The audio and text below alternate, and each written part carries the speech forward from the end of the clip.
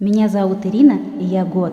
Окей, бывший. Но мою готическую душу Латвия неизменно радует. Вы знали, например, что одно из древних национальных блюд здесь – это блинчики с кровью. То есть буквально кровь вместо молока. И, конечно, в латвийской столице Риге много мистического и странного. Особенно сейчас, в середине 20 года, когда города все такие пустые и гулкие, без людей. Я в историю сильно вдаваться не буду, потому что вы все можете нагуглить самостоятельно. Тем более, что я оставлю в описании ссылку на карту со всеми точками, про которые буду рассказывать. Чур в Старую Ригу мы сегодня не ногой. Я покажу вам город с другой стороны, и для начала мы отправимся на погост. В хорошую погоду рижане гуляют по прекрасному большому парку среди могил. У большого кладбища есть своя группа в Фейсбуке. Здесь проходят субботники, и люди сюда ходят не скорбеть, а просто подышать свежим воздухом. Здесь такое любят. Недавно одна художница решила устроить выставку прямо на кладбище с барбекю и приглашенными гостями. Но вокруг здешних склепов куча историй о привидениях и потустороннем мире.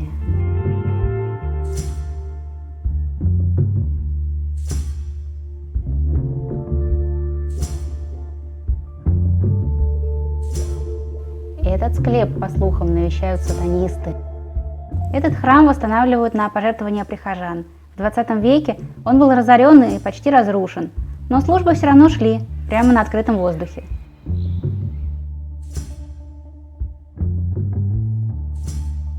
А вот странный пенек для отдыха или для жертвоприношений. Поговаривают, что прямо через это кладбище пустят трамваи в новые районы. Газеты, конечно, сразу окрестили его кладбищенским трамваем. А это, кроме шуток, одно из самых жутких мест Риги. В этом лесу погибли больше 40 тысяч человек. Я дама не самая впечатлительная, но здесь даже меня накрыло. Во время войны тут расстреливали узников рижского гетто, заключенных тюрем и концлагерей. Сейчас здесь создали мемориальный комплекс с символическим алтарем в центре. Вдоль дорожек таблички с названиями городов, где жили погибшие.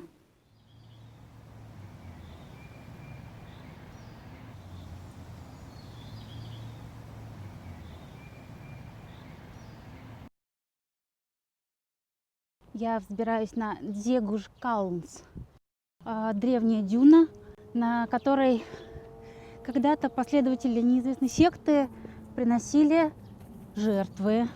Хоронили на этом холме погибших от холеры, а позже рабочих близлежащих заводов.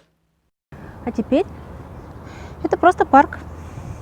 Если у кого хорошее зрение, отсюда открывается вид на город и на пассажирский порт.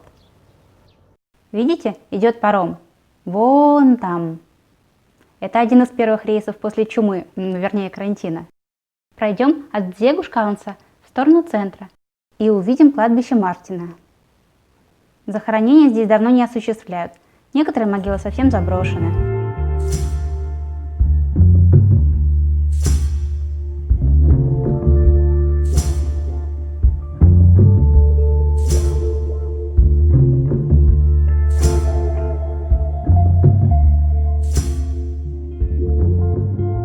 Совсем рядом с кладбищем лютеранская церковь Святого Мартина. Долгое время жителям этого берега на богослужение приходилось переправляться через реку. И однажды в Пасху, когда прихожане шли в храм, лед под ними сломался, многие погибли. После этого администрация очень быстро выделила деньги на эту церковь.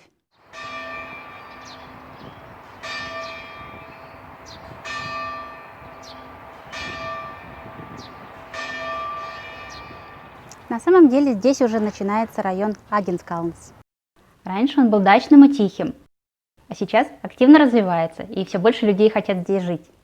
Интересно смотреть, как рядом со старыми домиками уживаются новые, тоже красивые.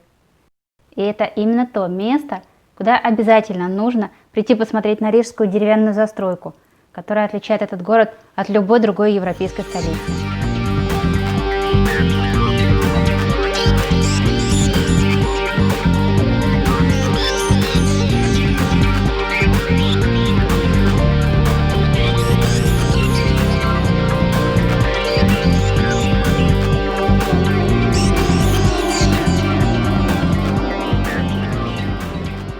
Думаете, это трущобы? Вовсе нет. Это модное кафе сети «Ежик в тумане». Идем дальше к реке. У этого здания есть владелец, но заниматься им он не хочет. Слишком дорого. Капитальный ремонт вряд ли окупится сдачей под квартиры или офисы. И еще одна проблема.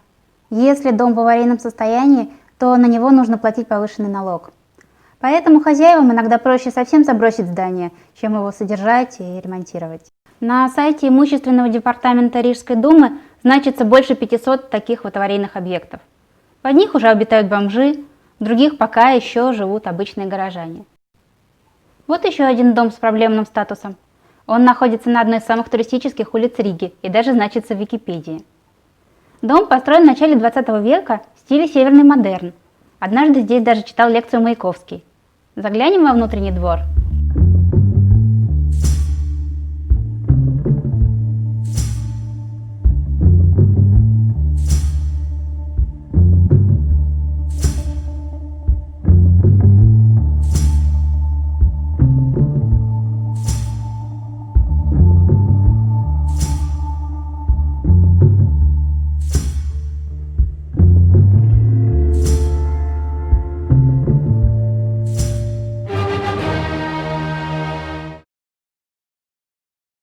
Андрейсала, или Андреевский остров, это странное место, которое могло стать замечательной частью городского центра, но пока не стало. Раньше здесь был грузовой порт и занимались перевалкой угля. Заброшенная промзона и склады соседствуют с ресторанами и алкомагазином, кстати, отличным. А еще здесь удивительные закаты. Несколько лет назад, прямо тут, у самого берега, утонул подросток, так что теперь повесили круг. На самом деле, здесь обычно намного больше людей. И вечерами вот так.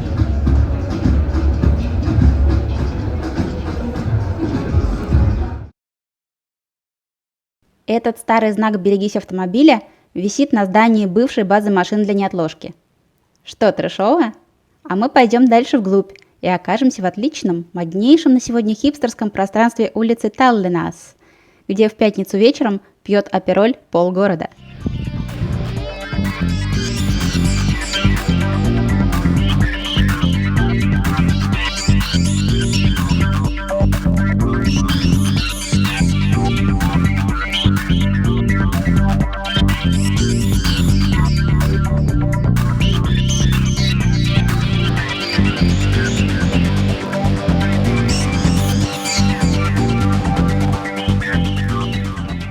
Тут раньше был один из цехов завода «Компрессор». Остался один пустырь с трубой. Вроде на этом месте собираются построить новый тусовочный квартал, но пока здесь тусят только алканавты. Это творческий квартал в Спикере. Здесь устраивают концерты и фестивали, рядом благоустроенная набережная, в общем, все довольно симпатично. Эти постройки, так называемые красные амбары, раньше служили складами. Это исторические здания, которые даже охраняются ЮНЕСКО. А еще здесь начинается самый неблагополучный район Риги – Московский Форштадт. Путеводитель говорит нам, эту часть предместья всегда населяли предприимчивые и энергичные люди разных национальностей. Ну да, цыгане, торгующие наркотой из Брод центрального рынка. У района дурная слава давно. В войну здесь было еврейское гетто, а после настоящие трущобы.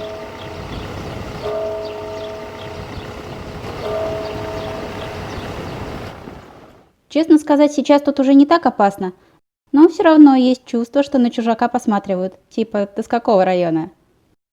В Риге очень популярно сносить дома и строить на их месте ничего.